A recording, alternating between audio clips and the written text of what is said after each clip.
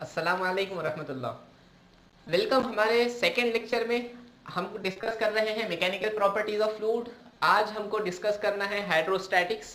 So what is the meaning of hydrostatic. उससे पहले मैं बताता चलूँ कि आज के लेक्चर में क्या क्या होने वाला है।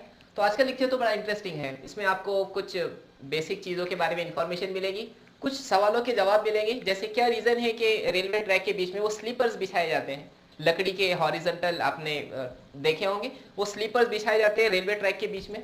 क्या रीज़न है कि सुई हमारी जिस्म के अंदर पेनिट्रेट कर जाती है, इंसर्ट कर जाती है, अलबत्ता मार कर उतनी ही फोर्स के साथ में अगर हिट करूँ तो वो इंसर्ट नहीं होता।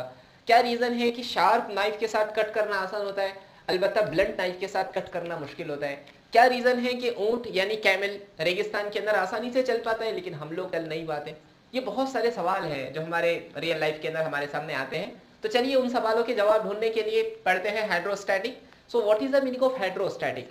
देखिए, हम लोग लास्ट लेक्चर में फ्लूइड से इंट्रोडक्शन हासिल कर चुके हैं। What is the meaning of fluid. जो चीज़ फ्लो करती है, जिसके अंदर शेयर डिफॉर्मेशन बहुत आसानी से हो जाता है या वो शेयर डिफॉर्मेशन का अपोज नहीं करता, उसको हम कहते हैं फ्लूइड।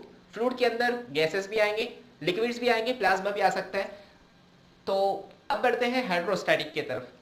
अगर वो फ्लूइड रेस्ट में हो, जैसे वाटर के एग्जांपल ले लेते हैं। वाटर की दो तरह की शक्लें हमारे सामने हैं, एक तो वाटर ग्लास के अंदर और एक वाटर हमने फेंक दिया नीचे, अब वो बह रहा है। ये दो तरह की चीजें हैं। अगर हमारा फ्लूइड रेस्ट में है तो उसको हम कहेंगे हाइड्रोस्टैटिक, यानी वो फ्लूइड रेस्ट में है, उसकी स्टडी करना फिजिक्स की जिस ब्रांच में आता है उस ब्रांच को नाम दिया गया hydrostatic. The branch of physics which deals with the study of properties of fluid at rest. Hydrostatic में करना क्या है, हमको एक ऐसी ऐसी चीज़ों की, ऐसी फ्लूइड की ऐसी प्रॉपर्टीज की स्टडी करना है जब फ्लूइड रेस्ट में होगा। जैसे हमारी घर के ऊपर की टाकी, वहां पर फ्लूइड है, जी बिल्कुल है। क्या वो मूव हो रहा है? जब टैप खोलेंगे तब मूव होगा, अभी वो मूव नहीं हो रहा है। इसलिए हम अगर उसकी स्टडी करना चाहें, उससे रिलेटेड जितनी भी चीज़ें होंगी, जैसे कि प्रेशर होगा, अलग अलग जगह पर कैसे कैसे प्रेशर आ सकता है, उसकी प्रॉपर्टीज़ क्या है, ये सब चीज़ों की स्टडी हाइड्रोस्टैटिक्स के अंदर आएंगी। हाइड्रोस्टैटिक में सबसे पहली चीज़ जो समझते इंपॉर्टेंट है, दैट इज़ द प्रेशर। जो आप लोगों ने कई मरतबा सुना भी होगा, एटमॉस्फेरिक प्रेशर के नाम पर, अलग अलग चीज़ों के प्रेशर के नाम पर कितना प्रेशर मेंटेन करना चाहिए, हम सबके ऊपर भी प्रेशर होता है। So what is the meaning of pressure, चलिए देखते हैं। The normal force exerted by the fluid at rest per unit surface area of contact is called pressure. ये प्रेशर की डेफिनेशन है जो हमको एग्जैक्टली याद होना जरूरी है। डेफिनेशन की खास बात ये होती है कि डेफिनेशन में तमाम बारीकियों को एक जगह लाया जाता है। इसलिए अगर आप डेफिनेशन को अच्छे से याद कर लेते हैं तो आपको तमाम कंसेप्ट समझना बहुत आसान हो जाता है। What is the definition of pressure. The normal force exerted by the fluid at rest. Fluid जब रेस्ट में होगा तो वो जो नॉर्मल फोर्स एक्सर्ट करेगा per unit surface area of contact is called pressure. मान ले ये हमारा कंटेनर है, इसके अंदर एक फ्लूइड है जो कि रेस्ट में है। मान लेते हैं एक फ्लूइड है जो कि रेस्ट में है, ये बॉटम सरफेस है। फ्लूइड इस बॉटम सरफेस पर जो नॉर्मल फोर्स एक्सर्ट करेगा, जो नॉर्मल फोर्स एक्सर्ट करेगा उसको अगर हम यूनिट एरिया से डिवाइड करें तो वो इस जगह का प्रेशर दे जाएगा। मैं रिपीट कर रहा हूं। मान लो ये हमारा कंटेनर की वॉल है, यहां पर फ्लूइड भरा है, तो फ्लूइड क्या चाहेगा, अपने आप को फ्लो करना चाहेगा। फ्लूइड की प्रॉपर्टी ही है फ्लो करना। तो होगा ये कि ये धीरे धीरे इस वॉल पर एक फोर्स एक्सर्ट करेगा। क्यों? ताकि वो फ्लो हो सके। जैसे कोई आदमी बाहर जाना चाहता है, आपने उसको रोक लिया, अब वो दरवाजे को पुश कर रहा है। क्यों पुश कर रहा है? क्या? ताकि वो बाहर की तरफ मूव कर सके। यही काम फ्लूइड करता है। फ्लूइड को आपने रेस्ट में रखा, एक कंटेनर के अंदर पैक कर लिया, तो ये वॉल के ऊपर जो फोर्स एक्सर्ट कर रहा है, but care should be taken that force should be perpendicular, और नॉर्मल फोर्स होना चाहिए जिस सरफेस पर आप एक्सर्ट कर रहे हैं। The normal force exerted per unit area of contact is called pressure. तो प्रेशर के अंदर दो चीजें इंपॉर्टेंट है। एक तो हमको फोर्स लेना है, लेकिन फोर्स कैसी लेना है? नॉर्मल फोर्स लेना है। फोर्स किसी भी डायरेक्शन में नहीं चलती, फोर्स हमेशा नॉर्मल ही होना चाहिए और एरिया होना चाहिए। तो प्रेशर का अगर हम फॉर्मूला लिखना चाहें तो यहां से हम प्रेशर का फॉर्मूला लिख सकते हैं। So pressure can be given as pressure is equals to normal force, normal force जिसको हम F परपेंडिकुलर से भी डिनोट कर सकते हैं, divided by surface area. Surface area, और अगर ये यूनिट हो जाए, एक यूनिट मैग्नीट्यूड वाला ले तो काम ही हो जाए। सो यहां पर एरिया आ जाएगा। So pressure can be given as F divided by A। But यहां पर फोर्स हमारी वाली फोर्स नहीं है जिसमें मैग्नीट्यूड और डायरेक्शन दोनों होते हैं। यहाँ पे हम फोर्स का वो कंपोनेंट ले रहे हैं जो हमारे सरफेस पर परपेंडिकुलर है। मैं आपको समझाने की कोशिश करता हूँ। सो लेट कंसीडर ये हमारा एक सरफेस है इनक्लाइन, और यहाँ पे हमने पूरा का पूरा फ्लूइड भर कर रखा है। मान लो हमारा कंटेनर ही ऐसा है। अब होगा क्या कि ये हमारा कंटेनर, ये हमारा फ्लूइड इस तरह फोर्स एक्सर्ट कर रहा होगा। हम ये फोर्स डिवाइडेड बाय एरिया नहीं लेंगे प्रेशर। जब हमको प्रेशर कैलकुलेट करना है तो हमको पता है प्रेशर में क्या लेना है, फोर्स का perpendicular component divided by area लेना है, बराबर है। हम इस फोर्स को जो कि वर्टिकल है इसको हमारे सरफेस पर परपेंडिकुलर करने की कोशिश करेंगे। Late consider this angle is theta. Okay, अब करना ये है, ये फोर्स का परपेंडिकुलर कंपोनेंट लेना है। So this will be the perpendicular component of force, F perpendicular, बराबर। अब ये परपेंडिकुलर हो गया सरफेस पर। अब हमारी डेफिनेशन के हिसाब से बात सही हो चुकी है। अगर ये एफ है, ये एफ परपेंडिकुलर है, देखो दो सरफेसेस के बीच का एंगल थीटा, तो उनके परपेंडिकुलर के बीच का एंगल भी थीटा होगा।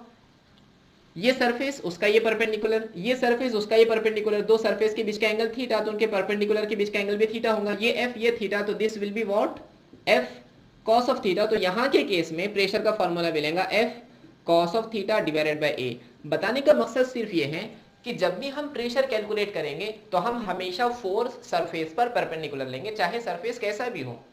चाहे सरफेस इंक्लाइंड हो तब तो हमने सीख लिया, अगर सरफेस कर्व भी है तब भी हमारा फोर्स हमेशा सरफेस पर परपेंडिकुलर ही होगा, तब भी फोर्स हमको परपेंडिकुलर ही लेना है।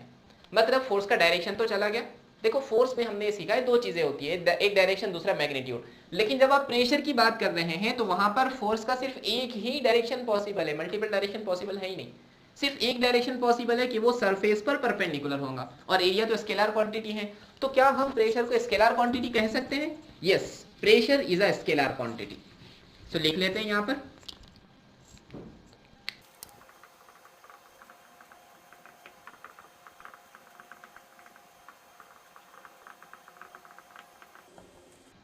ओके तो प्रेशर एक स्केलर क्वांटिटी है, ये बात तो समझ आई। दूसरी बात ये समझना है कि किसी भी गिवन पॉइंट पर, जैसे ये हमारा रूम है, इसके अंदर गैस भरी हुई है, दैट मीन्स फ्लूइड भरा हुआ है, तो ये फ्लूइड मेरे ऊपर एक फोर्स लगा रहा होगा जिसकी वजह से प्रेशर क्रिएट हो रहा होगा।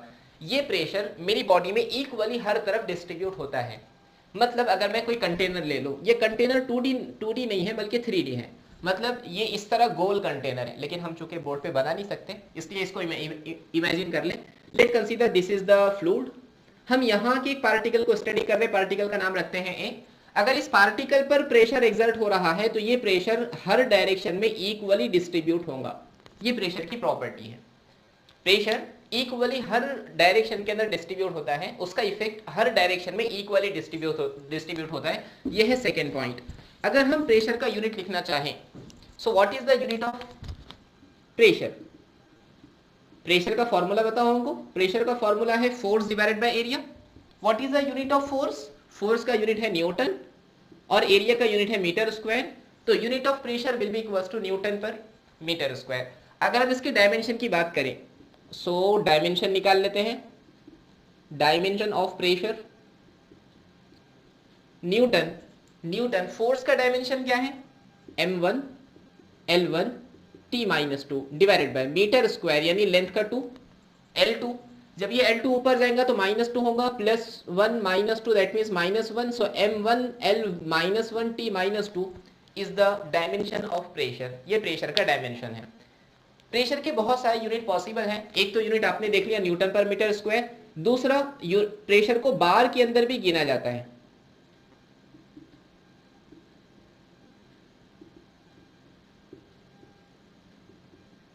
बार के माने भी न्यूटन पर मीटर स्क्वायर ही होते हैं। आमतौर पे हम कुछ कांस्टेंट याद कर लेंगे, जैसे मेरे ऊपर एटमॉस्फेयर है, एटमॉस्फेयर के अंदर गैसेस है, गैसेस फ्लूइड है, और ये फ्लूइड जैसे पूरे एटमॉस्फेयर की बात करें तो ये एक स्टेडी स्टेट में है। तो क्या ये मेरे ऊपर प्रेशर एक्सर्ट कर रहा होगा? जी बिल्कुल कर रहा होगा। तो ये कैलकुलेटेड और कांस्टेंट वैल्यू है। अगर हम सी सरफेस पर बात करें कि सी लेवल पर बात करें तो सी लेवल पर एटमॉस्फेरिक प्रेशर की वैल्यू होती है 1.013 into 10⁵ Newton per metre square. ये कहलाता है एटमॉस्फेरिक प्रेशर। अगले लेक्चर में हमको इस पर भी डिस्कस करना है, एटमॉस्फेरिक प्रेशर, गेज प्रेशर वगैरह। तो अभी के लिए सिर्फ इतना काफी है कि पी एटमॉस्फेयर एटमॉस्फेयर की value 1.013 into 10⁵ Newton per metre square होती है। So this all about the discussion of pressure. तो ये प्रेशर की तमाम बातें हैं जो हमको समझना चाहिए। सबसे पहले हमको क्या समझना है, प्रेशर की डेफिनेशन, वो अगर पूछता है तो लिख लेंगे। प्रेशर का फॉर्मूला हमको याद होना चाहिए। खास बात ये जहन में रखना है कि प्रेशर निकालते वक्त फोर्स हमेशा सरफेस पर परपेंडिकुलर लेना है, चाहे फोर्स का ओरिएंटेशन कैसा भी हो, लेकिन जब हम प्रेशर निकाल रहे होंगे तब हम फोर्स को सरफेस पर हमेशा परपेंडिकुलर ही लेंगे। उसके बाद अगर वो आपको डेफिनेशन पूछता है तो डेफिनेशन लिखने के बाद आप उसका यूनिट और डायमेंशन लिखना बिल्कुल नहीं भूलेंगे। फॉर्मूला हमको याद रखना है, ये फॉर्मूला बहुत ज्यादा काम आने वाला है। आई होप आपको ये कंसेप्ट प्रेशर का समझ आया होगा। एक सिंपल क्वेश्चन देख लेते हैं। Find the pressure exerted by an object of weight 10 newton. So क्या गिवन है, वेट की वैल्यू गिवन है। वेट यानी force, that means force is equals to 10 newton हमारे पास गिवन है। व्हेन प्लेस्ड ओवर, हमको पता करना है प्रेशर जब रखा गया स्क्वायर ऑफ साइड 10 सेंटीमीटर, तो एक स्क्वायर है जिसकी लेंथ 10 सेंटीमीटर रखा गया। हम पहले ए वाला बिट सॉल्व कर रहे हैं। We want to find pressure. Okay, what is the formula for pressure? Pressure का फॉर्मूला है force divided by area. Object रखा गया जिसका वजन है 10 किलोग्राम, एक ऐसे स्क्वायर पर रखा गया। सो स्क्वायर का एरिया होता है लेंथ स्क्वायर, स्क्वायर की लेंथ का स्क्वायर कर लो तो स्क्वायर का एरिया मिल जाएगा हमको। सो 10 डिवाइडेड बाय लेंथ कितनी है स्क्वायर की, स्क्वायर की लेंथ है 10 centimetre, that means 10 into 10⁻⁻2 metres, that means 10⁻⁻1 metre. तो हम यहाँ पे 10⁻⁻1 का स्क्वायर कर लेंगे, दैट मींस 10 अपॉन 10⁻⁻2, 10 इंटू 10⁻⁻2 ऊपर आकर +2 हो जाएगा, that means 10⁻3 newton per metre square is the value of pressure. तो जब 10 किलोग्राम वाला ब्लॉक, एक ऑब्जेक्ट जिसका वजन 10 किलोग्राम था, उसको एक ऐसे स्क्वायर पर रखा गया जिसकी साइड 10 सेंटीमीटर थी, तो उसने कितना प्रेशर एक्सर्ट किया? उसने 10⁻3 न्यूटन पर मीटर स्क्वायर का प्रेशर एक्सर्ट किया। वही ऑब्जेक्ट को on an square of side 10 metre, तो अब वो 10 मीटर के एक स्क्वायर पर रखा गया, तो देखते हैं कितना प्रेशर वहां पर एक्सर्ट हुआ होगा। तो सिर्फ एक चीज बदल रही है, फोर्स उतरी ही है, F is equal to 10 newton, सिर्फ लेंथ बदलकर 10 मीटर्स हो चुकी है। We want to find pressure. So what is the formula for pressure? Pressure का फॉर्मूला है force divided by area. Force कितनी है? 10 न्यूटन वाली फोर्स है। एरिया कितना होगा? Length square, that means 10 into 10, 10 cancel, that means 10⁻⁻1 newton per metre square, और in other words 0.1 newton per metre square is the value of pressure. तो इतना pressure वहां पर एक्सर्ट हो रहा होगा। देखो कितनी अजीब बात है, ऑब्जेक्ट सेम है, 10 न्यूटन का ही ऑब्जेक्ट है। पहले उसको रखा गया 10 सेंटीमीटर वाले ब्लॉक पे, एक छोटे से ब्लॉक के ऊपर रखा गया। उसने 1000 10⁻3 मतलब 1000 न्यूटन पर मीटर स्क्वायर का प्रेशर एक्सर्ट किया है। और वही ऑब्जेक्ट को जब हमने किसी बड़े ब्लॉक पर रख दिया जिसकी लेंथ 10 मीटर है, तो उसने 0.1 न्यूटन पर मीटर स्क्वायर का प्रेशर एक्सर्ट किया। इसका मतलब एक ही ऑब्जेक्ट अलग अलग जगह पर रखने पर अलग अलग प्रेशर एक्सर्ट कर सकता है। दूसरी बात हमको ये समझ आई कि जितना एरिया ज्यादा होगा, देखो लेंथ ज्यादा है तो एरिया ज्यादा है, जितना एरिया ज्यादा होगा प्रेशर उतना कम होगा, जितना एरिया कम होगा प्रेशर उतना ज्यादा होगा। ये बात बहुत ज्यादा इंपॉर्टेंट है। यहां पर देखो लेंथ कम थी मतलब एरिया कम था, एरिया कम था तो प्रेशर ज्यादा था। यहां पे लेंथ बढ़ गई मतलब एरिया बढ़ गया, जब एरिया बढ़ गया तो प्रेशर घट गया। ये दोनों इनवर्सली प्रोपोर्शनल वर्क करते हैं। यही रीजन है कि जब हम किसी नीडल को इंसर्ट करना चाहते हैं तो होता क्या है, नीडल के ऊपर हमने फोर्स लगाई, लेकिन वो जो नीडल की बिल्कुल शार्प एज है ना, उसका एरिया बहुत ही कम है। एरिया कम होने की वजह से प्रेशर की वैल्यू बढ़ गई, प्रेशर बढ़ गया तो ये बहुत आसानी से इंसर्ट कर जाती हैं। और वही मैं मार कर लेता हूँ, सेम फोर्स लगाता हूँ जितनी मैंने नीडल पे लगाई थी, लेकिन देखिए सरफेस एरिया ज्यादा है। जब एरिया ज्यादा है तो प्रेशर की वैल्यू कम हो गई, इस वजह से ये अंदर इंसर्ट नहीं कर पा रहे। ट्रेन की बात करते हैं तो यहाँ पे ये ट्रेन के रेल्स है, ये रेल्स के बीच में स्लीपर्स लगाए गए। ये स्लीपर्स लगाने का मकसद क्या है? ट्रेन में कितना वजन होता है, ट्रेन का खुद का वजन, उसके अंदर बैठने वाले पैसेंजर्स, उनका सामान, ये सारा का सारा बहुत ज्यादा वेट है। इतनी वजनदार ट्रेन इस रेल के ऊपर से चलेंगी तो यहाँ पे बहुत हाई मैग्नीट्यूड की फोर्स आएंगी। जब यहाँ पे आने वाली फोर्स बहुत ज्यादा है, अगर ये सिर्फ इतने ही एरिया पर डिस्ट्रीब्यूट होगी तो ये धंस जाएगी अंदर प्रेशर की वजह से। तो हम क्या देखेंगे कि रेल जाने के बाद पटरियां पूरी की पूरी अंदर धंस गई। उसको हम अवॉइड करना चाहते हैं, इसलिए हम यहाँ पे स्लीपर्स लगा देते हैं। स्लीपर्स लगाने से होगा क्या? स्लीपर्स लगाने से यहाँ पे जमीन के ऊपर फोर्स जिस एरिया के थ्रू आने वाली है वो एरिया की वैल्यू बढ़ गई। पहले सिर्फ इतने एरिया से फोर्स आ रही थी, अब ये पूरे स्लीपर्स भी उस फोर्स को डिस्ट्रीब्यूट करने का काम कर रहे हैं। जब एरिया बढ़ गया तो प्रेशर कम हो गया, इससे हमारी रेल्स स्लीपर्स की वजह से सलामत रह पाई, वो रेल जमीन पर ही रही, अंदर नहीं धंस गई। अगर हम कैमल की बात करें, हम जब रेगिस्तान में चलते हैं तो हमारे पैर का आपने एरिया देखे कम होता है, काफी कम होता है as compare to camel. Camel same weight का किसी और ऑब्जेक्ट को ले लो जिसका एरिया कम है, तो जब एरिया कम होगा तो सेम फोर्स की वजह से वो अंदर धंस जाएगा। क्यों धंसेगा? एरिया कम है, फोर्स ज्यादा है तो प्रेशर ज्यादा हो गया। और वही कैमल की बात करें तो उसका पैर का देखेंगे आप, नीचे से बहुत बड़ा एरिया ज्यादा होता है, पैर चौड़े होते हैं उसके पंजे चौड़े होते हैं। उस वजह से क्या हुआ, फोर्स एक्सर्ट होने के बाद डिस्ट्रीब्यूट हो गई, एरिया ज्यादा होने की वजह से प्रेशर कम हो गया। जब प्रेशर कम हुआ तो पैर अंदर धंस नहीं रहे हैं, वो सरफेस के ऊपर रखे हैं। और हमारे पैर के अंदर चूंकि एरिया कम है इसलिए प्रेशर की वैल्यू ज्यादा हो जाती है। तो हमारी रियल लाइफ के अंदर भी प्रेशर बहुत ज्यादा इंपॉर्टेंस रखता है। आप लोग इसको समझ गए होंगे और आपने इसको एंजॉय भी किया होगा। आई होप आपको अगर ये लेक्चर पसंद आया है और आया भी होगा तो प्लीज़ इस लेक्चर को लाइक करें, इस वीडियो को अपने दोस्तों के साथ शेयर करें। हम इंशाल्लाह जल्द ही हमारे नेक्स्ट लेक्चर को लेकर, अगले कंसेप्ट को लेकर मिलेंगे। उससे पहले अगर आपको कोई डाउट है तो कमेंट सेक्शन में हमको बताएं, हम इंशाल्लाह उसको क्लियर करने की कोशिश करते हैं। हम जल्दी मिलेंगे, तब तक के लिए फी अमानिल्लाह।